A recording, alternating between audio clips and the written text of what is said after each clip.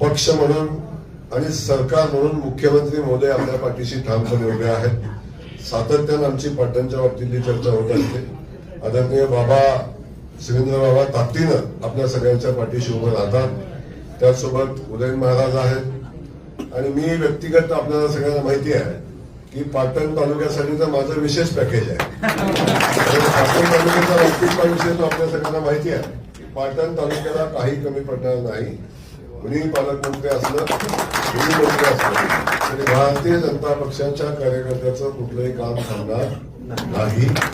प्रशासनाकडून त्यांना कुठला त्रास होणार नाही। विकासाच्या कामात आपण कुठं कमी पडणार नाही। आमची युती आहे, राज्यामध्ये आहे। या ठिकाणी आमची लढत मैत्रीपूर्ण होईल आणि त्या लढतीत भारतीय जनता पक्षाच्या कार्यकर्त्याला कुठंही काही कमी पडणार नाही याची काळजी आम्ही